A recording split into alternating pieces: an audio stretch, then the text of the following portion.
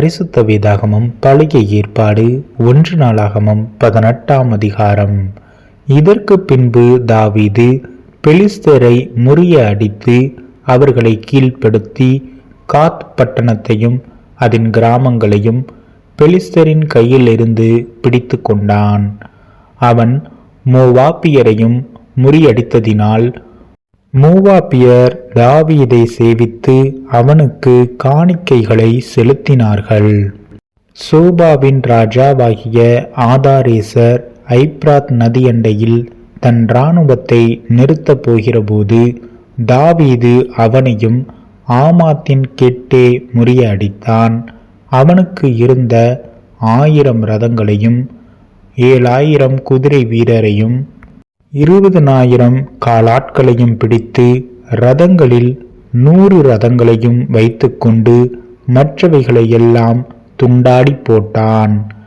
சோபாவின் ராஜாவாகிய ஆதாரேசருக்கு உதவி செய்ய தமஸ்கு பட்டணத்தாராகிய சீரியர் வந்தார்கள். தாவீது சீரியரில் 27,000 பேரை வெட்டி போட்டு தமஸ்குவுக்கு அடுத்த சீரியாவிலே தானியங்களை வைத்தான். சீரியர் தாவீதை சேவித்து அவனுக்கு காணிக்கைகளை செலுத்தினார்கள். தாவீது போன இடத்திலெல்லாம் கர்த்தர் அவனை காப்பாற்றினார். ஆதாரேசரின் சேவகருக்கு இருந்த பொன் பரிசைகளை தாவீது எடுத்து அவைகளை எருசலேமுக்கு கொண்டு வந்தான். ஆதாரேசரின் பட்டணங்களாகிய திப்காத்திலும் கூனிலுமிருந்து தாவீது வெகு திரளான வெண்கலத்தையும் எடுத்து கொண்டு வந்தான்.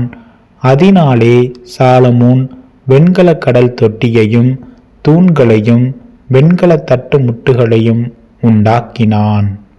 தாவீது சோபாவின் ராஜாவாகிய ஆதாரேசரின் இராணுவத்தை எல்லாம் முறிய அடித்த செய்தியை ஆமாத்தின் ராஜாவாகிய தோயு கேட்டபோது அவன் தாவீது ராஜாவின் சுக செய்தியை விசாரிக்கவும் அவன் ஆதாரேசரோடே யுத்தம் பண்ணி அவனை முறிய அடித்ததற்காக அவனுக்கு வினவுதல் சொல்லவும் தன் குமாரனாகிய ஆதோராமையும் பொன்னும் வெள்ளியும் வெண்கலமுமான சகலவித தட்டுமுட்டுகளையும் அவனிடத்துக்கு அனுப்பினான்.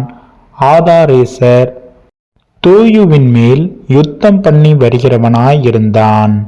அந்த தட்டு முட்டுகளையும் தான் ஏதோமியர், மோவாபியர், அம்மோன் புத்திரர், பெலிஸ்தர், அமலேக்கியர் என்னும் சகல ஜாதிகளின் கையிலும் வாங்கின வெள்ளியையும் பொன்னையும் கூட தாவீது ராஜா கர்த்தருக்கு பரிசுத்தம் என்று நேர்ந்து கொண்டான்.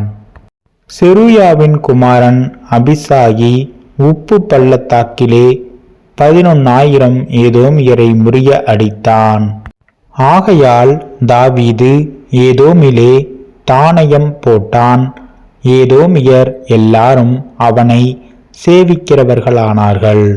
தாவீது போன இடத்திலெல்லாம் கர்த்தர் அவனை காப்பாற்றினார்.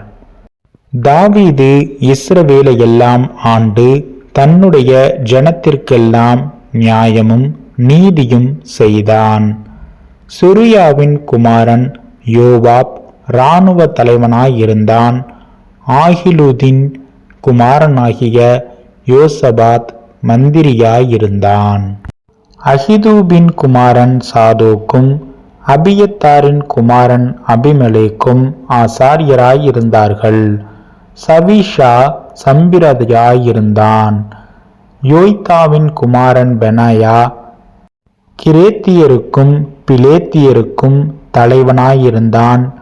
தாவீதின் புத்திரர் ராஜாவினிடத்தில் பிரதானிகளாயிருந்தார்கள்.